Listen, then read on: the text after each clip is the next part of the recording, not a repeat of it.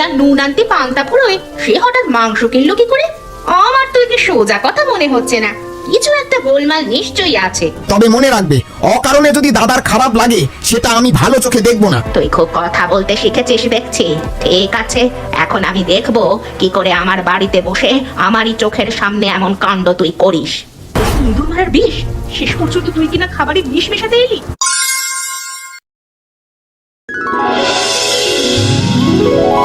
আজকে যা বৃষ্টিটা নেমেছে কমলা, মনে হচ্ছে চাল ফুটো হয়ে ঘরের ভেতরই বুঝি নদী বইবে হু হু হু করে। রাস্তার কাদা পেরিয়ে ঘরে ঢুকতেই হাঁপ ধরে গেল বাবা। তবু তবু আজকে আমার ক্লান্তি নেই একদম বাবারে। কেন গো, তোমার হাতে কি ওটা? দেখ তো তোর জন্য কি এনেছি। হাটের কাজ সেরে ফেরবার পথে মহাজন খুশি হয়ে বকশিস দিয়েছে। আজকে আমাদের অভাবের সংসারে মুরগির মাংস রান্না হবে বর্ষার দিনে।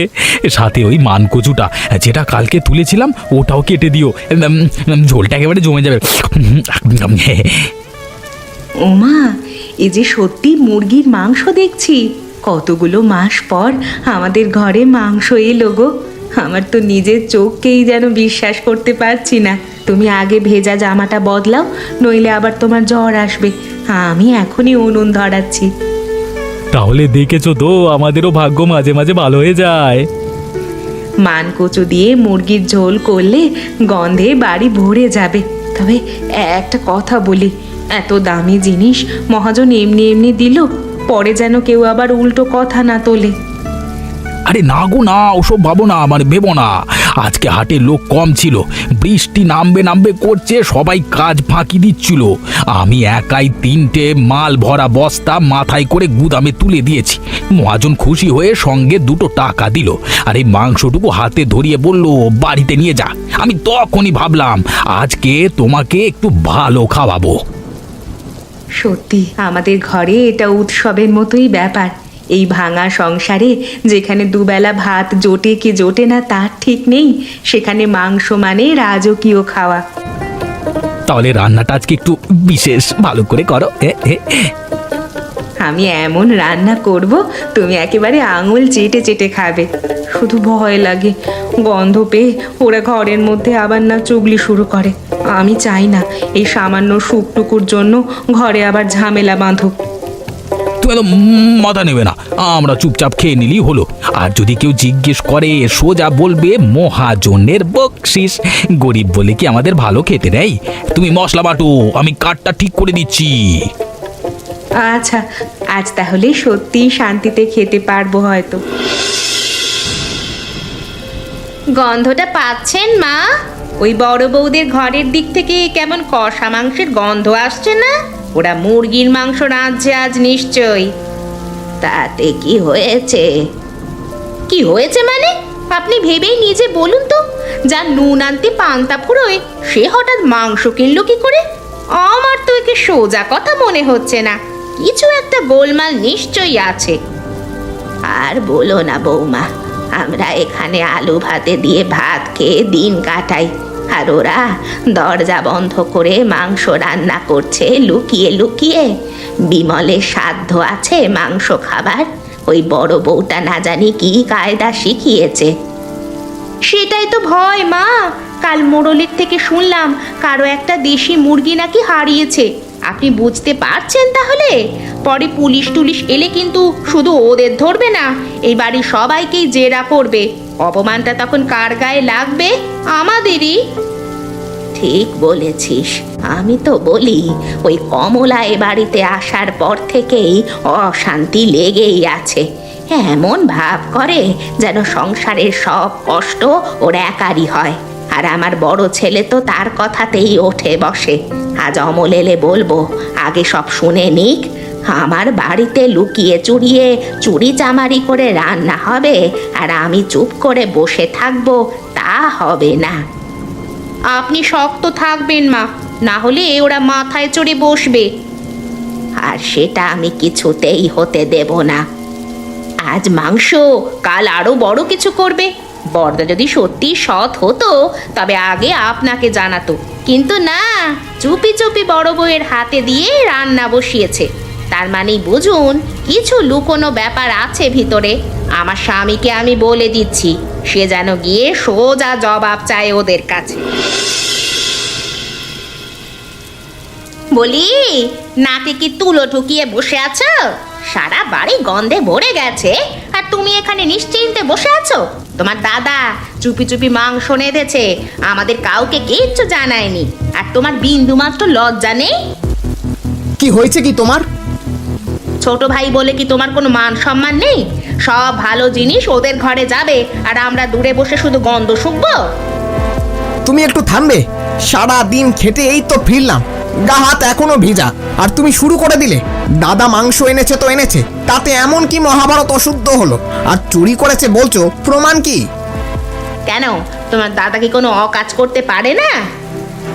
আমি দাদাকে চিনি, সে অভাবী হতে পারে কিন্তু চোর নয়। তুমি শুধু শুধু সংসারে আগুন ধরাচ্ছ। আমি আগুন ধরাচ্ছি? বাহ, খুব ভালো। আমি না থাকলে না এই সংসারের কেউ কিছু টেরই পেত না। তোমার মা পর্যন্ত চিন্তায় অস্থির হয়ে আছে আর তুমি দাদার হয়ে সাফাই গাইছো। আমি শুধু সত্যটা বলার চেষ্টা করছি। আমি বলছি শোনো, ব্যাপারটা পরিষ্কার না হলে কালই লোকের সামনে আমাদের মুখ পুড়বে। আর একটা কথা শোনো, ওরা যদি এতটাই আপন হতো তবে আমাদের একবার ডাকতো। দরজা বন্ধ করে রান্না করার মানে কি? তুমি খাবার না পেয়ে হিংসা করছো, সেটা আর বুঝতে পারছি না আমি? দাদা যদি মহাজনের কাছ থেকে পেয়ে থাকে, তোমার কিছু করার আছে?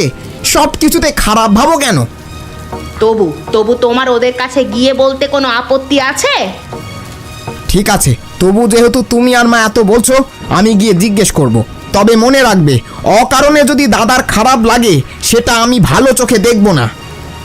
তুমি গিয়ে জিজ্ঞেস করো, আর যদি চুপ করে থাকো তবে আমি কিন্তু সত্যিই আমার বাপের বাড়ি চলে যাব। আমি এমন চোরের সংসারে থাকতে পারবো না যেখানে নিজের লোকেরাও নিজেদের মানুষ মনে করে না। যাও, এখনই যাও, দাদাকে বলো সে টাকা পেলো কোথা থেকে আর আমাদের খবর দিল না কেন। ও বড় বউ, ভিতরে কি হচ্ছে শুনি? আমাদের ঘরে আজ ডাল আর ভর্তা হচ্ছে আর তোদের মাংস হচ্ছে। বলি, এই মাংসটা কোথা থেকে এলো? চুরির জিনিস রাঁধতে তোর হাত একটুও কাঁপলো না? বাপের বাড়ি থেকে তো কিছু আনিসনি, এখন আমার ছেলেকে দিয়ে সব করাচ্ছিস? মা, আপনি যা খুশি বলতে পারেন, কিন্তু মিথ্যে অপবাদ দেবেন না। কেন, মিথ্যে কথাটা কি বলেছি শুনি? আপনার ছেলে সারাদিন হাড় ভাঙা খাটুনি খেটে আজ একটু বকশিস পেয়েছে, সেই টাকাতেই এই মাংস এনেছে। আমি তো লুকিয়ে কিছু করিনি। আপনি চাইলে এই এখান থেকে সবার জন্য দেব, কিন্তু তাই বলে চোর বলবেন কেন? ভাগ করে মানে? তোর রান্না আমি খাবো? আমার মুখে অন্ন জুটছে না বলে আমি তোদের দয়ায় মাংস খাবো? তুই আমাকে চিনিস না বউ, আমার বড় ছেলে আগে এমনটা ছিল না। তোকে তোকে বিয়ে করার পর থেকেই সে বদলে গেছে। মা, আপনি যদি সত্যিই আমাকে এত খারাপ ভাবেন তবে আমি কি বলবো? আজ একটু ভালো জিনিস এসেছে বলে আপনাদের ডেকে খাওয়াতে চেয়েছি, এই আমার দোষ? কখন ডাকলি তুই শুনি? ভেবেছিলাম রান্নার পর সবাইকে ডাকবো। আপনি রাগ করতে পারেন, কিন্তু অন্যায় কথা বলবেন না। তুই খুব কথা বলতে শিখেছিস দেখছি। ঠিক আছে, এখন আমি দেখব কি করে আমার বাড়িতে বসে আমারই চোখের সামনে এমন কাণ্ড তুই করিস। দাদা, একটা কথা সোজা করে বলতো, এই মাংস কোথা থেকে আনলি? আজ পাড়ায় কারো মুরগি হারিয়েছে শুনছি, আর তোর ঘরে আজ মাংস হচ্ছে। মানুষজন যদি কথা তোলে তখন কি আমরা মাথা তুলে দাঁড়াতে পারবো? কি বলছিস কি তুই ভাই? মা ভয়ে কাঁটা হয়ে আছে, রূপাও ভয়ে অস্থির। তুই কি একবারও ভাবলি না তোকে নিয়ে কথা উঠলে আমাদের সবার নাম জড়াবে? তুই কি বলছিস অমল? আমি চুরি করব? তুই আমাকে এ কথা বলতে পারলি? সারাদিন খেটে কাদায় মাখামাখি হয়ে বাড়ি ফিরলাম, ভাবলাম বউটাকে একটু ভালো খাওয়াবো, আর বাড়ি এসে শুনতে হচ্ছে আমি চোর। মহাজন নিজে হাতে দিয়েছে, বলছি তবু তোর বিশ্বাস হচ্ছে না? তোদেরকে বলিনি মানি আমি চোর হয়ে যাব? আমি ভাবিনি এত হিসেব দিতে হবে। তুই তো জানিস ছোটবেলা থেকে তোকে আমি সব স্বাচ্ছন্দ্য দেওয়ার চেষ্টা করেছি। বাবার চলে যাওয়ার পর সংসারটা নিজেই টেনেছি। আজকে তোর মুখে চোর কথাটা শুনে আমার বড় কষ্ট হচ্ছে। নিজের ভাই যদি বিশ্বাস না করে তবে আর মানুষ কোথায় যাবে বলতো? কথাটা উঠছে বলেই জিজ্ঞেস করছি। রূপা বলছে, মা বলছে, কিন্তু দাদা তুইও দূরে সরে গেছিস। আগে সবার কথা ভাবতিস, এখন শুধু বড় বউ আর তোর ঘর, এইটুকু নিয়ে ভাবিস, সেখান থেকেই হয়তো এত ভুল বোঝাবুঝি তৈরি হয়েছে আমাদের মধ্যে। থাক থাক থাক, আর কিছু বলিস না। আমি এতদিন যা করেছি তার হিসেব চাওয়ার দরকার নেই, আমার নেই।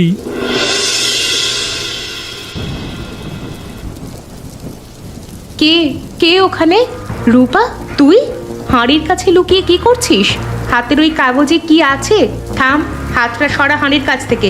আমাকে বল, কি মেশাতে যাচ্ছিলি? কিছু না, তুমি আমাকে ছেড়ে দাও। এটা কি ইঁদুর মারার বিষ? শেষ পর্যন্ত তুই কিনা খাবারে বিষ মেশাতে এলি?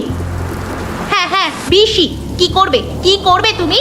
তোমরা আমাদের মানুষই ভাবো না, নিজেরা ভালো খাবে, ভালো থাকবে, আর আমাদের দিকে তাকাবেও না। তুই কি বুঝতে পারছিস কি বলছিস? সামান্য মাংসের জন্য তুই দুটো মানুষের প্রাণ নিতে এলি? এত রাগ, এত হিংসা জমে আছে তোর ভেতরে? তুই আমাকে চোর বলেছিস, বদনাম করেছিস, তবু আমি চুপ থেকেছি। কিন্তু এটা তো মেনে নেওয়া যায় না। পাপটা আমি জানি না, আমি শুধু জানি তুমি আমাদের সংসার ভেঙে দিয়েছো। আমি তোকে এতদিন সহ্য করেছি, কিন্তু আজ করব না। তুই এখন ঘরে যা, কাল সকালে তোর বিচার হবে। ঠিক আছে ঠিক আছে, বুঝে নেব তোমাকে, আমি ভয় পাই না। অমল, অমল কোথায় তুই? সর্বনাশ হয়ে গেছে রে, নদীর বাঁধ ভেঙে গেছে, পেছন দিয়ে হু করে জল ঢুকছে, উঠোন একেবারে নদী হয়ে গেছে, বেরিয়ে আয়। কি হয়েছে? তুই তাড়াতাড়ি মাকে ধরে উঁচুতে তোল, আর যা শুকনো জিনিস আছে সরিয়ে রাখ। এক মুহূর্ত দেরি করলে বাঁচাই মুশকিল হয়ে যাবে। দাদা, আমি তো কিছু বুঝতে পারছি না। এই তো একটু আগেই দেখলাম অল্প জল ছিল, আর এখন তো কোমর পর্যন্ত জল যাচ্ছে। মা কাঁদছে, রূপাকে খুঁজে পাচ্ছি না। একটু আগেই ছিল, এখন নেই। আমার মাথা কাজ করছে না দাদা। এই মাটির বাড়ি ভেঙে গেলে আমরা কোথায় যাব বলতো?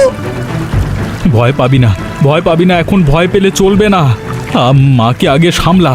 আমি কমলাকে বলেছি চালের বস্তা আর হাঁড়িটা উঁচুতে তুলতে। আমি এদিকটা দেখে আসছি। রূপা, রূপা শুনতে পাচ্ছ? দাদা কোনো সাড়া দিচ্ছে না। ঘরের দেওয়াল কাঁপছে, এমন জোরে জল আসছে মনে হচ্ছে সব ভাসিয়ে নিয়ে যাবে। দাদা, দাদা তুমি আমাকে ছেড়ে যেও না দাদা। আমাদের এখন একসাথে থাকতে হবে, না হলে বিপদ হবে। দাদা আমি ভুল করেছি, অনেক বাজে কথা বলেছি তোমাকে, কিন্তু এখন আমি একা কিছুই পারবো না দাদা। এখন ওইসব কথা বলবার সময় নয়। আমি কমলাকে নিয়ে আসছি, তারপর সবাই মিলে রূপাকে খুঁজবো। শুধু মাথাটা ঠান্ডা রাখ। ঠাকুরপো, তুমি এভাবে থম মেরে দাঁড়িয়ে আছো কেন? মা কোথায়? কিন্তু রূপাকে তো দেখছি না, ওকে নিজের ঘরে গেছে?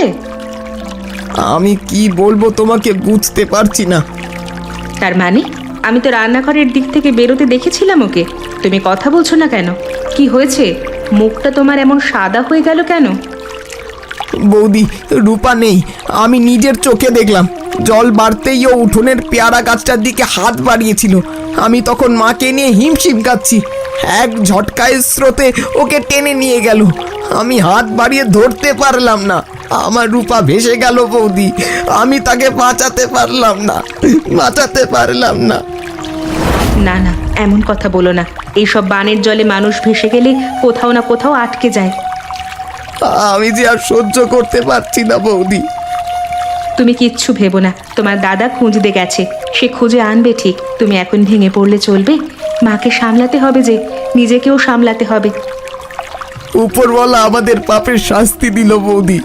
আমি একটু আগেই দাদাকে চোর বলেছি, তোমাকে কষ্ট দিয়েছি, আর এখন আমার ঘর উজাড় হয়ে গেল মুহূর্তে। রূপা যতই ঝগড়া করুক, সে আমার ভালোবাসা ছিল। আমি তো বলছি ও ফিরে আসবে ঠিক। আমি ওকে এমন ভাবে ভেসে যেতে দেব কোনোদিন ভাবিনি। এই সময় নিজেকে দোষ দিয়ে লাভ নেই। এখন শক্ত হও, আমাদের হাতে হাত মিলিয়ে থাকতে হবে। ওরে অমল, আমার বৌমার কোনো খোঁজ পেলি?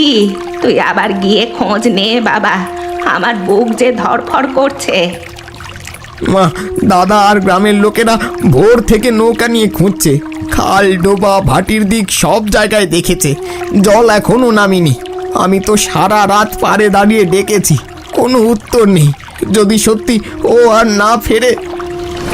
না না, এমন কথা বলিস না। সব দোষ আমার।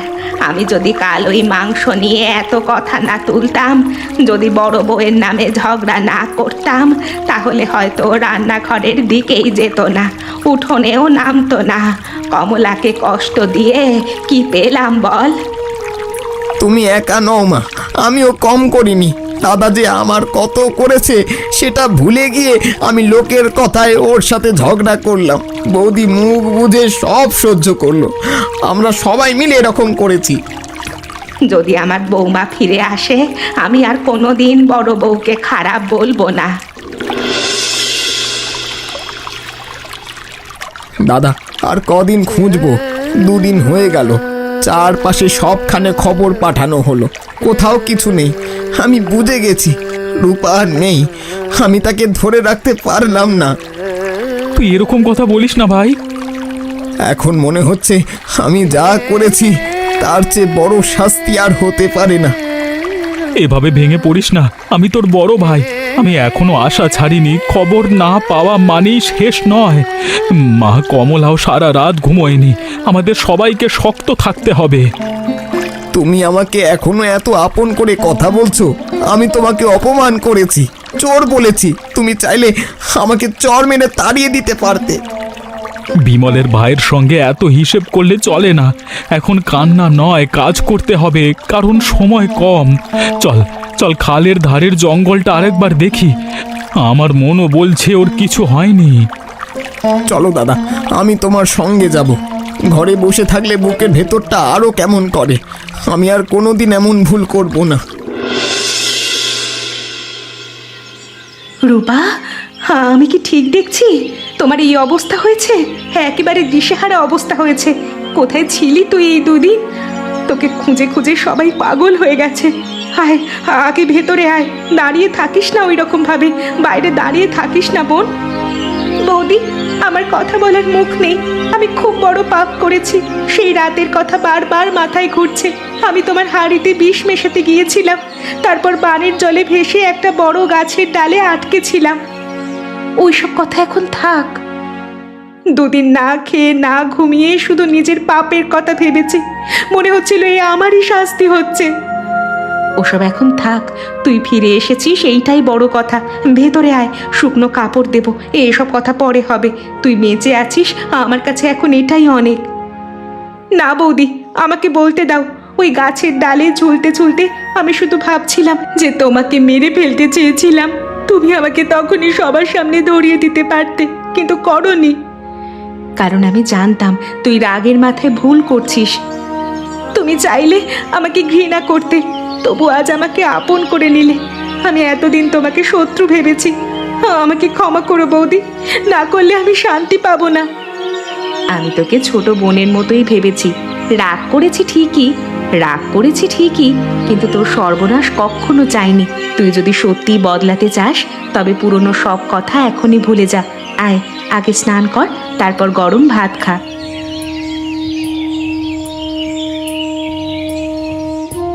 মা, আমি ফিরে এসেছি, কিন্তু আমি বদলে গিয়েছি একেবারে। ওই 2 দিন আমাকে অনেক কিছু শিখিয়েছে। আসলে ভুল আমার ছিল যে তোর কথায় আমি কোনো প্রতিবাদ করিনি, উল্টে তোকে আরো বেশি করে প্রশ্রয় দিয়েছি। আজ এটা হয়েছে আমারই অপরাধে। আমি বুঝেছি হিংসা মানুষের কত বড় ক্ষতি করে। বড় বৌদির নামে আমি কত মিথ্যে বলেছি। শেষ পর্যন্ত ওদের খাবারে বিষ ঢেলে মারতে চেয়েছি, কিন্তু সেই মানুষটাই আমাকে এখন আপন করে নিয়েছে, সব থেকে বেশি, সবার আগে। বলিস না মা, এবার তোরা যদি মিলেমিশে থাকিস তবেই আমার শান্তি। আমি নিজে যে কত বড় ভুল করেছি সেটা তো আমি নিজে এই 2 দিনে বুঝতে পারলাম। ওপরওয়ালা চোখে আঙুল দিয়ে দেখিয়ে দিয়ে গেল। মা, একটা কথা বলি? 2 দিন কিছু খাইনি, বড় শরীর খারাপ লাগছে। ওই যে বৌদি মানকচু দিয়ে মুরগির ঝোল নেড়েছিল, সেটা যদি একটু থাকে, আজ সবাই মিলে একসাথে বসে খাবো।